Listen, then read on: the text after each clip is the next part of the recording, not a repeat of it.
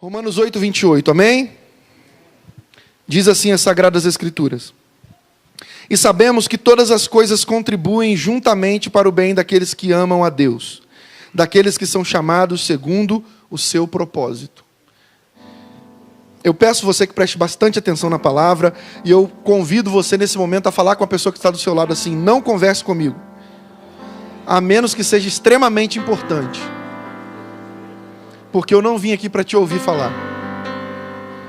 Eu não vim aqui para ouvir o pastor falar. Eu vim aqui para ouvir Deus falar comigo. Quantos vieram aqui para ouvir Deus falar? Levanta a mão e faz um barulho de glória em nome de Jesus. Aleluia. Nós queremos ouvir a voz do Senhor. Conversar, você pode conversar depois, no final do culto. O culto acaba 8 horas. Né? Você estava acostumado a sair daqui 9h30, 9 horas. O culto acaba 8, então dá tempo de você conversar ainda um bom tempo no final. Agora nós queremos ouvir a voz de Deus. Bom, irmãos, eu separei esse texto, e essa é uma pregação textual. Eu separei ele em 3 partes. 3 partes, e eu quero ser mais objetivo possível e entrar já no primeiro ponto aqui que eu separei, que é: sabemos que todas as coisas contribuem juntamente para o bem. Ah, pastor, você não vai fazer nenhuma introdução? Irmãos, eu acredito que esse texto dispensa qualquer introdução. Esse texto dispensa qualquer introdução. Ele por si só fala tão alto e tão forte ao nosso coração, e principalmente se você prestar muito atenção, você vai sair daqui transformado no nome de Jesus, amém? Sabemos que todas as coisas contribuem juntamente para o bem. E esse sabemos que nós lemos aqui, que o apóstolo Paulo escreveu à igreja em Roma, não era um saber no sentido hipotético, não era um saber que ele só conhecia por aquilo que ele tinha ouvido falar, ou por um pensamento. Não, era o saber na prática. Paulo sabia que todas as coisas contribuíam e contribuem para o bem daqueles que amam a Deus, porque Paulo viveu isso na prática tantas vezes. Nós podemos enxergar várias situações que Paulo enfrentou. Uma delas, ou algumas delas, estão descritas em 2 Coríntios capítulo 11, verso 22, do 22 ao 27. Nesse texto de 2 Coríntios 11, o apóstolo Paulo, ele estava sendo questionado. O apostolado de Paulo tinha sido questionado. Ele estava se sentindo ofendido por este questionamento. Então Paulo, ele começa falando o seguinte, nesse versículo 22. Vocês são hebreus? Ele diz: eu também. Vocês são israelitas? Eu também sou. São descendentes de Abraão? Também eu. E no verso 23 ele diz: são ministros de Cristo? Falo como fora de mim. Eu ainda mais. Em trabalhos muitas vezes, em prisões muitas vezes, em açoites sem medidas, em perigos de morte muitas vezes. Verso 24 ele diz: dos judeus 5 vezes recebi 40 açoites menos 1. 3 vezes fui açoitado com varas. 1 vez fui apedrejado. 3 vezes sofri naufrágio. 1 noite e 1 dia passei no abismo. Verso 26 ele diz: em viagem, muitas vezes em perigo de rios, em perigo de salteadores, em perigo da minha raça, e em perigo dos gentios, em perigo na cidade, em perigo no deserto, em perigo no mar, em perigo entre falsos irmãos. E o verso 27 ele diz: em trabalho e fadiga, em vigílias muitas vezes, em fome e sede, em jejum muitas vezes, em frio e nudez. Irmãos, o cara que escreveu isso pode falar que sabe que todas as coisas contribuem para o bem daqueles que amam a Deus. Quanto disso aqui você já passou por causa do Evangelho? O quanto disso aqui que nós lemos, nós passamos por causa do Evangelho? Porque Paulo disse: nós sabemos que todas as coisas contribuem, colaboram para o bem daqueles que amam a Deus, daqueles que são chamados segundo o seu propósito. Mas será que de fato você sabe disso? Porque uma coisa é, como eu falei, saber na teoria e outra é saber na prática. Uma coisa é, hipoteticamente eu sei que todas as coisas contribuem. E muitas vezes, alguns crentes dizem, eu sei que Deus está no controle. Mas na prática, não agem e nem reagem como se isso fosse verdade. Eu sei que Deus está no controle, mas só sabem na teoria. Eu sei que Deus está no controle.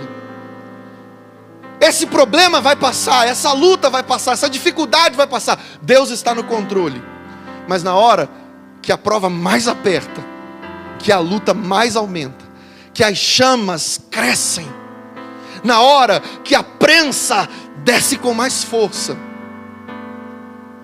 o comportamento não é de quem sabe que isso é um fato, não é de quem tem essa convicção. O comportamento é de quem ouviu alguém dizer que Deus está no controle. O quanto você sabe que Deus está no controle da tua vida?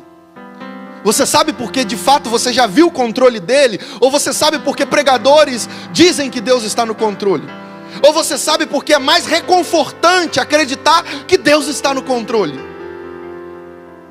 Porque é muito mais fácil acreditar, Deus está no controle. E as coisas complicadas, Deus está no controle. Mas a hora que o negócio piora, aí ao invés de fazermos como o Davi, que disse, na minha angústia, tu destes largueza.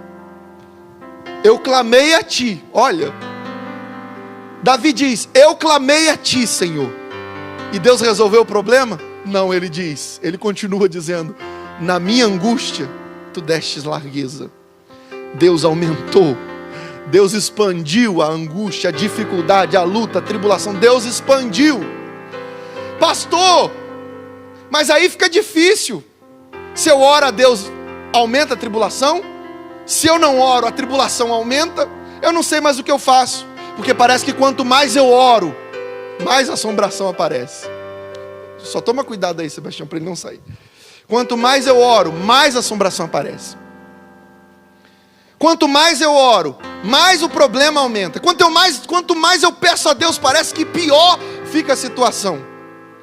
Ei, entenda uma coisa. E em nome de Jesus, você vai sair daqui hoje sabendo, em nome de Jesus, em nome de Jesus. Todas as coisas colaboram para o teu bem, se você ama a Deus. Mas a questão toda está nesse si. Toda a implicação desse colaborar, das dificuldades, tribulações e adversidades, estão condicionadas ao se você ama a Deus. Perceba que Deus nunca faz uma promessa ou diz algo que não esteja condicionada. Que não esteja condicionado. Por exemplo, se me ouvirdes e obedeceres, comereis o melhor dessa terra. Aqueles que temem ao Senhor têm anjos que acampam ao seu redor. Sempre há uma condição. Se guardares os mandamentos que o Senhor teu Deus hoje te dá, serás bem-aventurado ao entrar, ao sair. Deuteronômio 28. Se atentamente ouvires a voz do Senhor teu Deus.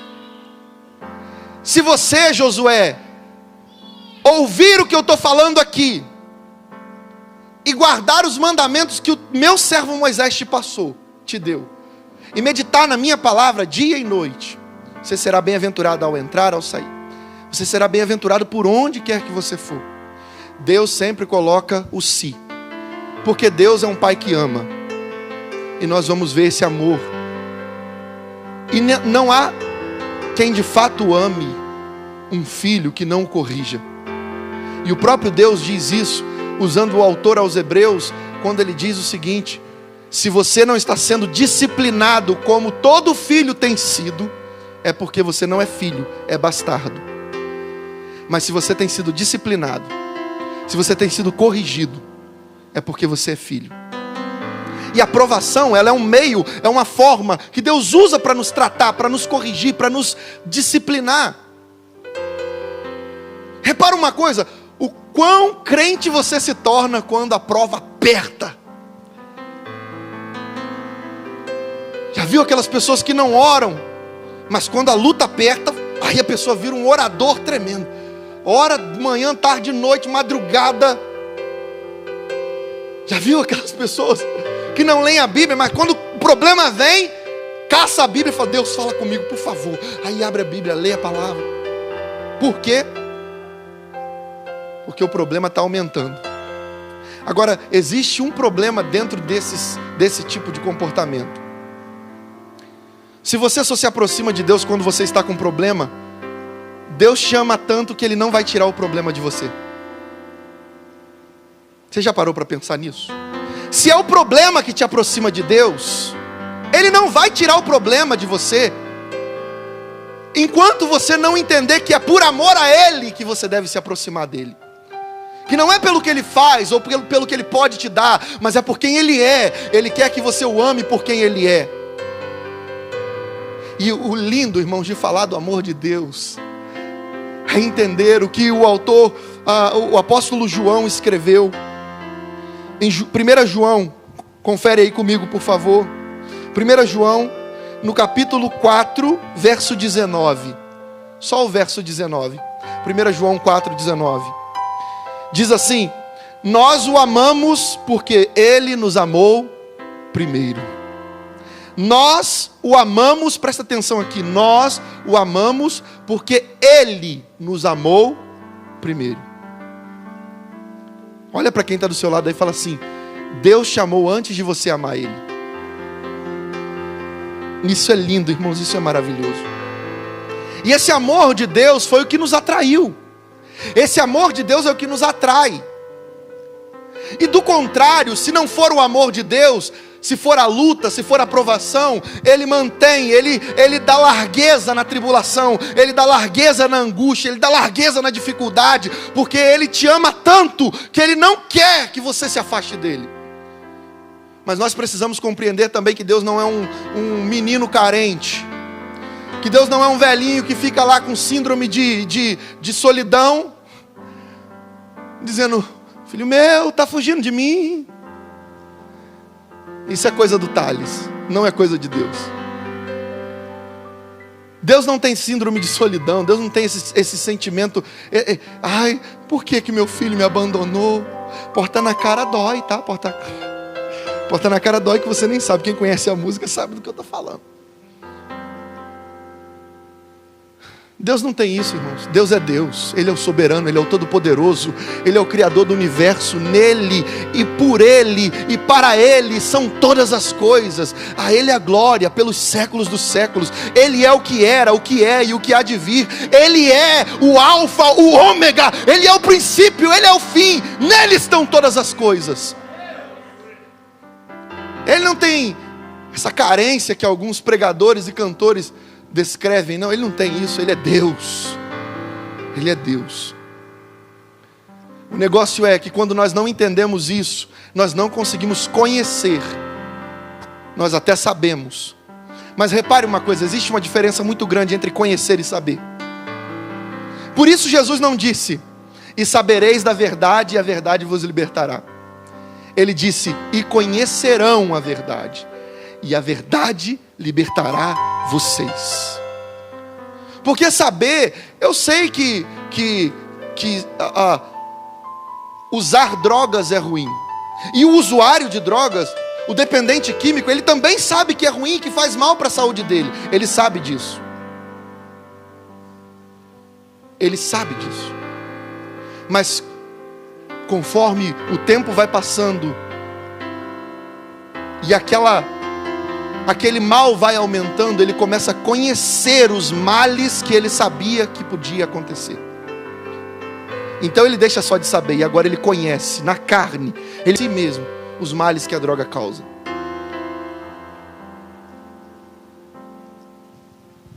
Deus não quer que você só saiba. Deus não quer que você só entenda. Deus não quer que você só pense. Deus quer que você conheça. E existe uma frase do nosso Senhor diz que se o Filho te libertar, verdadeiramente você será livre. Se o Filho te libertar, se Jesus te libertou, verdadeiramente você será livre. Mas nós precisamos nos aproximar de Deus. E esse amor dele, esse amor que nos atrai, esse amor que nos aproxima dele, nós podemos ver descrito em Jeremias 31, verso 3. Jeremias 31, 3 diz assim: o Senhor lhe apareceu no passado, dizendo: eu a amei, e com amor eterno e leal eu te atraí. Eu a amei, e com amor eterno e leal eu te atraí. Sabe, esse amor de Deus que nos atrai é como aquela parábola que de vez em quando, hora ou outra, eu menciono aqui. Que foi o que aconteceu comigo e com você, e que talvez esteja acontecendo com alguém aqui nessa noite, e eu espero em Deus que sim. O ímã e o metal. Chegaram para o metal e perguntaram para ele: metal, por que você está se aproximando do ímã? E o metal disse: eu estou me aproximando porque eu quero ficar perto do ímã. Chegaram para o ímã e falaram: ímã, por que o metal se aproxima de você? E ele disse: porque eu estou atraindo ele. E a pessoa respondeu para o ímã: mas eu acabei de falar com o metal e o metal disse que ele está vindo porque ele quer. E a resposta do ímã foi a mesma de Jesus. Isso é o que ele pensa. Ele acha que está vindo porque ele quer. Ela acha que está vindo porque quer. Mas sou eu atraindo, porque eu atraio de dentro para fora. E é interessante perceber que quando o ímã e o metal se encontram, o metal fica ali um tempo colado com o ímã, ele passa a ter o poder atrativo que o ímã tem. Da mesma forma, a nossa composição, as nossas células são transformadas, modificadas, quando nós nos aproximamos de Jesus Cristo. Então, assim como nele há poder de atração, em nós começa a haver também. As pessoas querem ouvir o que você tem para dizer. Elas estão passando por problemas, ela te procura e fala: ora por mim, por favor. Lá no seu trabalho, na escola, na faculdade, se você viveu isso, você é bem-aventurado. Agora, já viu aquelas pessoas que são como um ímã, com os polos iguais, direcionados um para o outro? Ao invés de atrair, repele, expurga a pessoa da presença. É crente, eu nem sabia que era crente, mas já trabalha junto há 5 anos. É crente, mas eu nem sabia que era crente, mas está na faculdade há muito tempo, está na escola, eu não sabia que era crente. Ficou sabendo como? Eu vi no Facebook lá que o pastor falou: olha, você é uma ovelha muito amada. Ué, virou crente agora? Não, eu já sou crente. Eu já sou crente há um tempo já.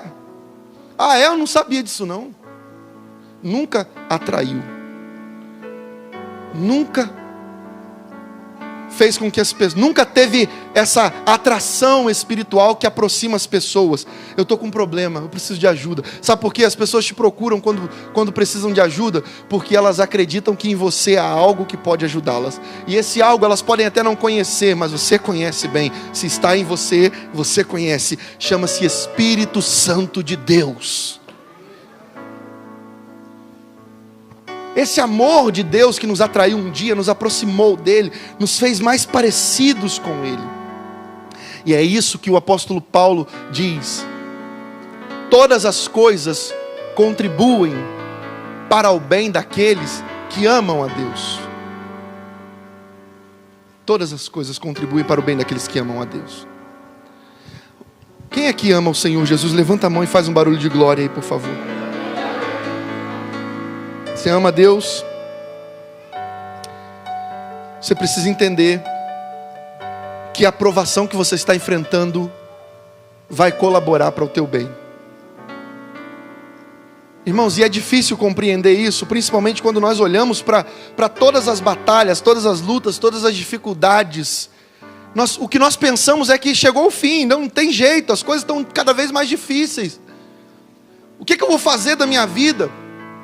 Como que eu vou resolver esse problema? Todas as coisas, entenda isso, todas as coisas colaboram conjuntamente para o bem daqueles que amam a Deus. Pega essa experiência prática que você está tendo, de estar passando por lutas, por tribulações, e aplica ela na tua vida espiritual, e demonstra para Deus que você continua confiando nele. Demonstra para Deus que você não desistiu de acreditar no propósito dele. Porque todas as coisas contribuem conjuntamente para o bem daqueles que amam a Deus, daqueles que são chamados segundo o seu propósito. A provação que você está enfrentando tem um propósito de Deus. A luta que você está enfrentando tem um propósito de Deus. E como eu falei, o primeiro deles é te aproximar de Deus, é te atrair para Deus. Com cordas de amor Ele nos atrai, Ele nos envolve. Muitas vezes Ele puniu o povo dele por amar o povo dele. Muitas vezes o povo dele sofreu porque Ele amava. E como um pai amoroso, Ele corrigia os filhos. Você é filho de Deus? A palavra de Deus diz que Deus açoita a todo aquele por quem Ele toma, todo aquele que Ele toma por filho. E Ele corrige todos os filhos. É o amor de Deus, é o amor de Deus. E isso é difícil às vezes de entendermos, mas quando nós olhamos para homens de Deus, como Paulo, sabe, que disse, olha, eu sei, nós sabemos, mas não é saber, como eu disse, só na teoria, é na prática. Nós conhecemos isso, nós vivemos isso, que todas as coisas contribuem para o bem. Nós olhamos e vemos o versículo 32 e 33 de 2 Coríntios capítulo 11, o verso 32 e 33, irmãos, mostram Paulo sendo dentro de um cesto. Imagina isso, o apóstolo Paulo, o Paulão que a gente conhece, dentro de um cesto, sendo descido por uma corda, numa muralha, por uma janela, passou pela janela, e as pessoas descendo ele. Vai, Paulo, para quê? Para fugir do rei de Damasco. Para fugir. Que isso, pastor? Homem de Deus foge, mulher de Deus foge. Por que Paulo fugiu? Por que ele não parou na frente e disse, ei, eu sou profeta, trema diante de mim, deu aquela batida para aí, xarabacanda, falou alguma coisa do tipo rei, que isso, ele é profeta? Não teve nada disso, irmãos. Deus tem um propósito para todas as coisas. Até no momento em que você está vivendo, talvez você esteja pensando, eu estou perdendo, eu estou fugindo, eu estou com medo, estão me perseguindo. Entenda, Deus está no controle. Mas você precisa confiar. Você precisa entregar todo o controle nas mãos dele. Você precisa buscá-lo por quem ele é, e amá-lo pelo que ele fez, porque ele te amou antes de você o amar. Ele nos amou antes de amarmos a ele.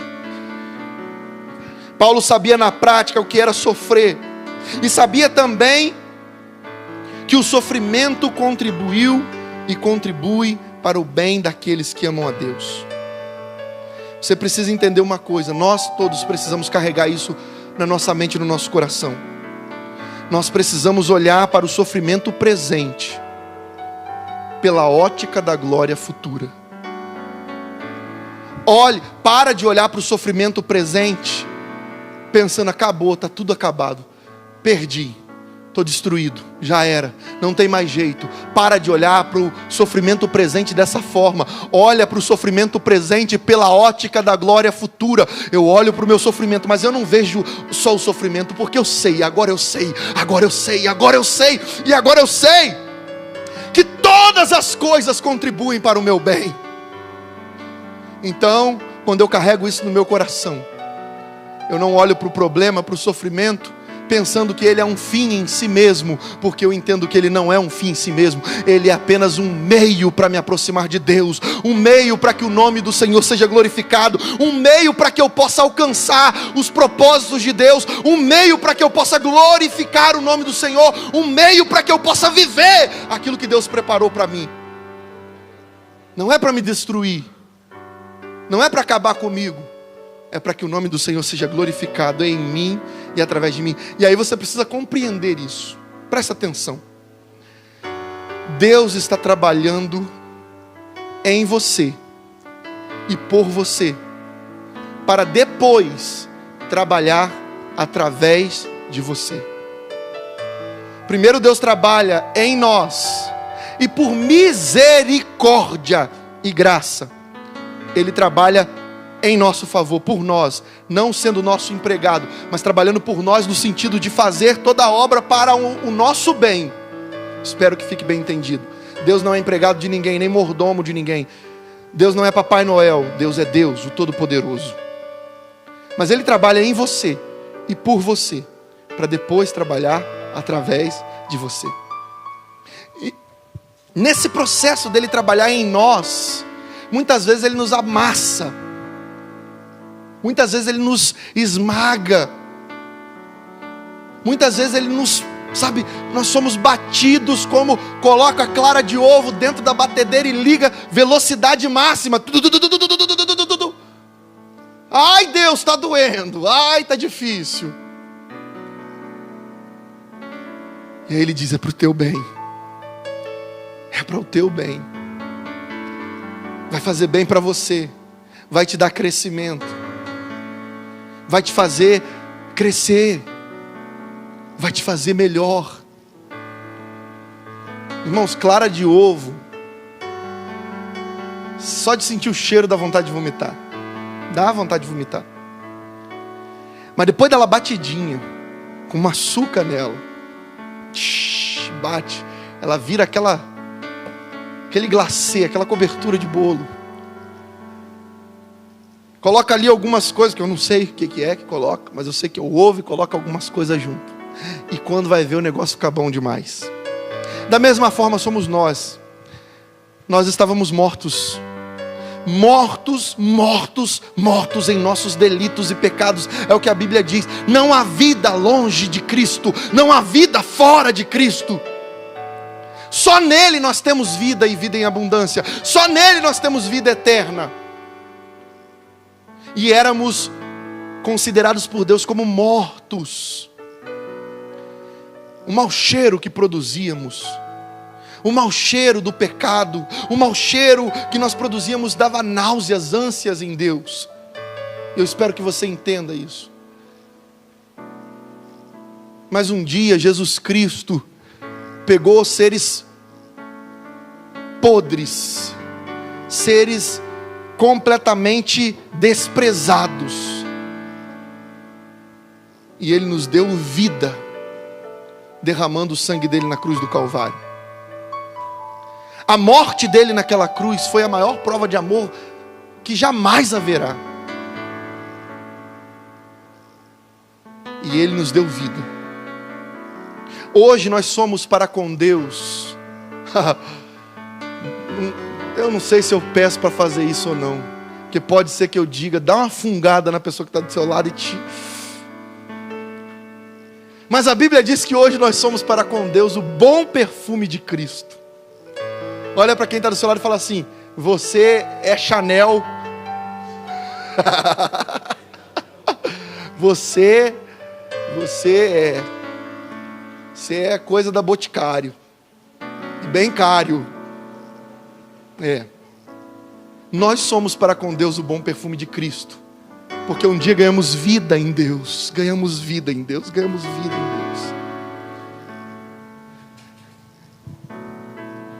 Portanto, siga o exemplo de Jesus Cristo descrito pelo autor aos Hebreus. O autor da carta aos Hebreus, inspirado pelo Espírito Santo, escreveu em Hebreus 12, verso 2: tendo os olhos fixados em Jesus. Os olhos fixados em quem? tendo os olhos fixados em Jesus, o autor e consumador da nossa fé. E aí presta atenção, ele pela glória ou pela alegria que lhe estava proposta, suportou a cruz, desprezando a vergonha, e assentou-se à direita do trono de Deus.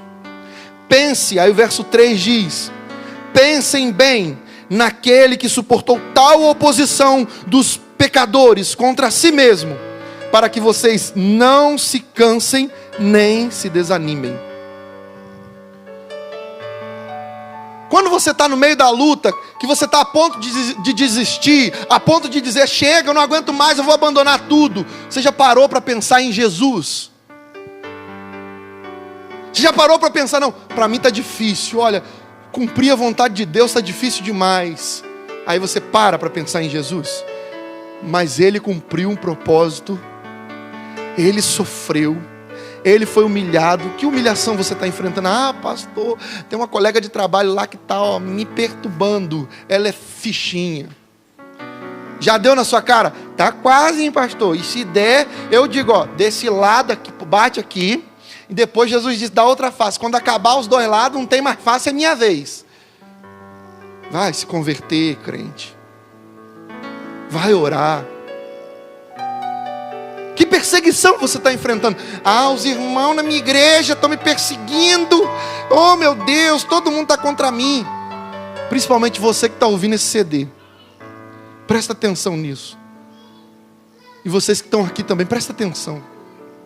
Às vezes nós pensamos, estão me perseguindo, estão se levantando, estão acabando comigo. Meu irmão, não estão fazendo nada. Sai dessa síndrome de perseguido. E sabe uma coisa que me preocupa? É que a palavra de Deus diz que se vocês não me ouvirem e não me obedecerem, vocês fugirão sem que ninguém persiga vocês. Muitas vezes, você que está ouvindo esse CD, ou você que está aqui, tem se sentido perseguido. Estão me perseguindo, estão querendo me caçar, estão querendo caçar meu ministério, estão querendo acabar comigo. Sabe por quê? Porque você não tem dado ouvidos à voz de Deus. Se vocês não me ouvirem e não me obedecerem, vocês fugirão sem que ninguém persiga vocês. É o que Deus diz. Então nós precisamos tomar por resolução, olhar para Jesus e entender que o sofrimento presente tem uma recompensa. Então devemos olhar para o sofrimento presente pela ótica da glória futura. Jesus não olhou para a cruz, Ele olhou para o que Ele receberia depois da cruz. Não olhe para a cirurgia, para o problema, para a dificuldade, para a doença. Não olhe para o marido alcoólatra, para a esposa que não quer saber de Deus. Não olhe para nada disso. Olhe para Jesus Cristo, o autor e consumador da tua fé. E então, olhando para Ele, você vai poder sentir força, ânimo, vigor, sabe, dizendo, não, Ele passou coisa pior por mim, Ele enfrentou mais oposição e maiores opositores do que eu, então eu vou caminhar, eu vou fazer a obra, eu vou seguir o Senhor. Deixa falar quem quiser falar, deixa levantar quem quiser levantar, deixa tentar me parar quem quiser tentar, porque eu estou na rota, e essa rota chama-se Jesus Cristo, e é nele que eu vou seguir até o fim, para a glória de Deus Pai. Aleluia. Quando nós colocamos isso no nosso coração, irmãos, ninguém pode te parar. Ninguém pode te impedir. Só que você precisa carregar uma outra frase no teu coração também. Não fique decepcionado se o Senhor não te der o alívio imediato que você gostaria. Sabe, tem pessoas que ficam decepcionadas com Deus.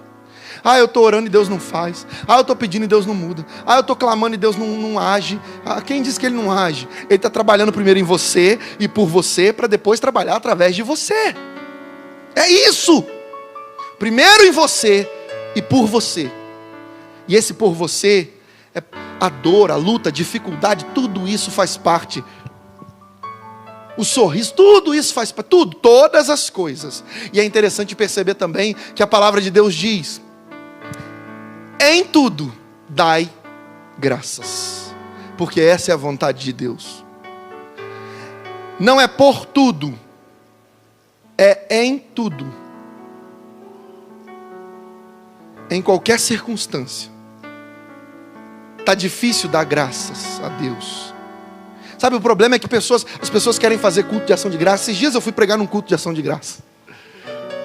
Os jovens estão rindo porque eles foram comigo. Eu falei, é louco quem me chama para pregar em culto de ação de graça, cara. Onde você viu? Onde você viu chamar o pastor Saulo para pregar em culto de ação de graça? Brincadeira. O coro comeu, mas comeu. Também me passaram para pregar, me deram o microfone 9h30, 35. 9h21h35 me passaram o microfone para pregar. Ainda disseram assim, pode cantar, pastor. Eu falei, não vou cantar não. Aí, mas canta, pastor. Ah, poxa, o ministério de louvor. Eu falei, isso não é hora de cantar não, minha irmã. Isso é hora, já passou da hora da pregação, os outros querem ir embora. Vocês não vão gostar do que eu tenho para falar aqui não. Vocês não vão sair daqui felizes, não vão sair daqui muito agradados comigo não. Principalmente por causa da hora. Primeiro por causa da hora e segundo pelo que eu tenho para falar. Quer dar ação de graça depois que recebe, querido? Tem crente aqui dentro que quer dar ação de graça. Se Deus me der, eu faço um culto de ação de graça.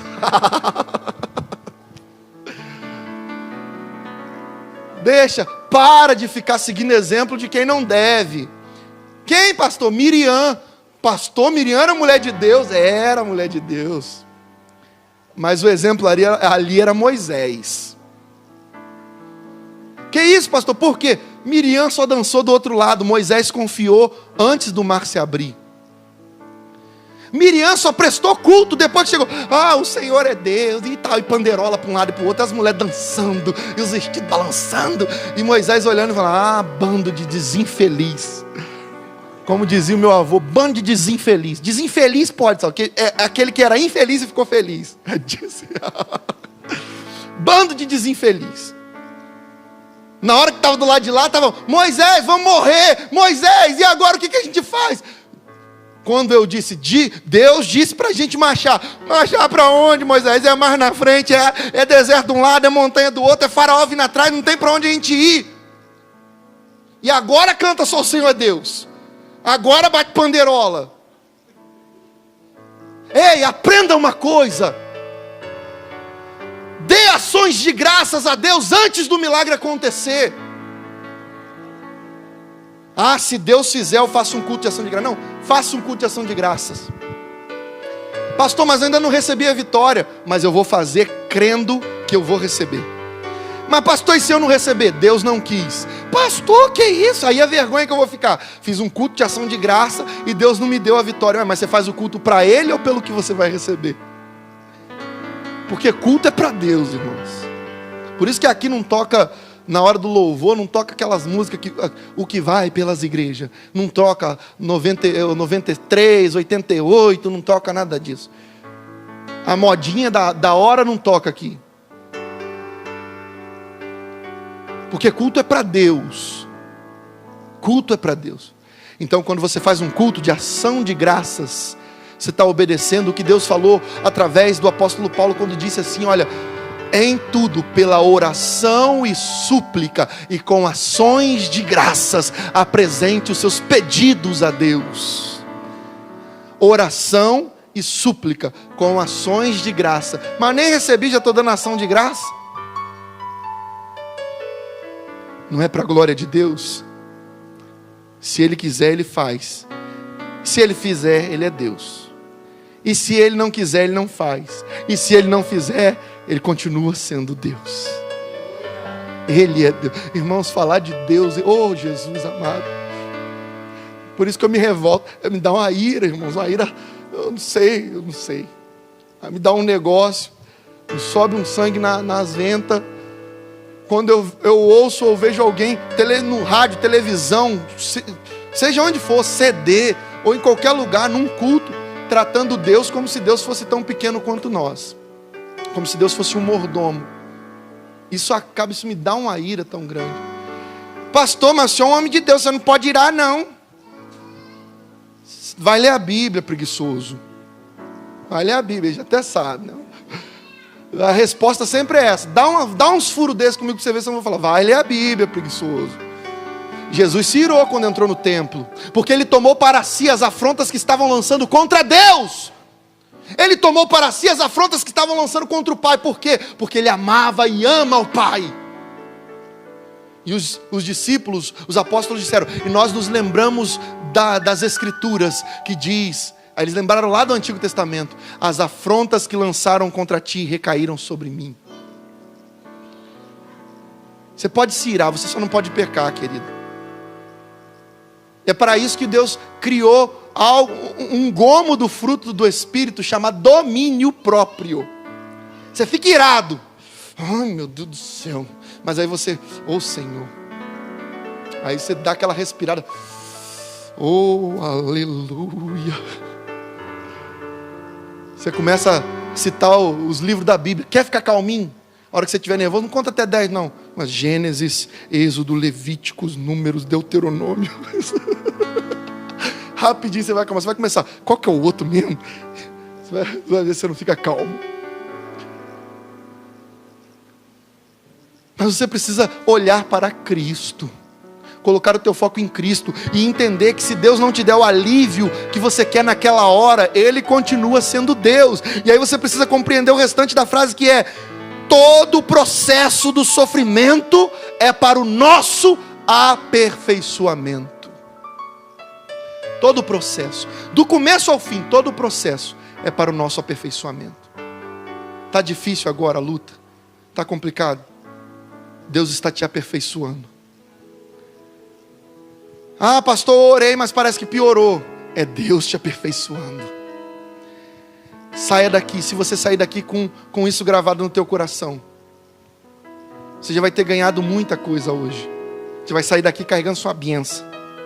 Né? Que tem uns crentes que vêm na igreja para carregar a bênção. Eu vou para cá, eu vou no culto, que hoje eu volto com a minha bênção.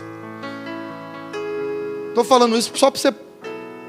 Vai ler a Bíblia, preguiçoso. Só para você aprender uma coisa. O lugar de bênção é no secreto. Igreja é lugar de agradecer a Deus. Igreja é lugar de gratidão. Culto é agradecimento a Deus pelo que Ele já fez. Não é pelo que Ele vai fazer e nem pelo que Ele pode fazer. É agradecimento a Ele pelo que Ele já fez. Portanto, onde que é o lugar de receber bênção? Lugar de receber bênção. Lugar de receber bênção é lá no secreto, no escondido. É quando você dobra o joelho. Ah, eu quero ser um grande pregador. Quer ser grande pregador? Vai para o secreto. Entra no Éden de novo. Volta para o jardim secreto. Agora, acontece que lá tem 2 anjos com espada de fogo na mão. E para entrar lá você tem que morrer. Morrer para você, morrer para suas vontades, morrer para o seu querer, para fazer o querer de Deus, para viver a vontade de Deus. Fazer como foi falado na pregação de quinta-feira. Pedro e os discípulos abandonaram tudo. E não foi, depois eu vou ver se eu deixo. Mas primeiro deixa eu pagar minhas dívidas. Primeiro deixa eu comprar uns 5 barcos. Vou deixar minha família feliz. Depois eu te sigo, tá, Jesus? Não. Eles pegaram, Jesus fez o milagre. Eles deixaram toda a pesca com os 2 barcos. Mais de 2 toneladas de peixe. Nunca tinham pescado tanto. Deixaram na beira da praia. E seguiram a Jesus. Você tem correspondido ao seu chamado? Jesus um dia te escolheu. E Ele nos escolheu antes da criação do mundo. Você tem respondido ao chamado de Deus? Você tem feito a vontade de Deus? Ou você tem se omitido? Não, ainda não está no tempo, ainda não está na hora. Não, ainda não vou fazer. Não quero me envolver agora. Não vou entrar para a igreja, que se entrar para a igreja tem um monte de coisa que eu sei que eu não vou conseguir fazer. Sabe quando você vai conseguir fazer? Nunca. Sabe por quê? Porque enquanto você não começar, você não terá capacidade para fazer. Porque Deus não escolhe os capacitados. Portanto, se você esperar ser capacitado para depois vir, você nunca vai vir. Deus capacita os escolhidos. Aleluia. E Ele nos escolheu. Ele nos chamou. Ele nos amou. Saia daqui carregando isso. Todas as coisas contribuem para o meu bem. Saia daqui entendendo.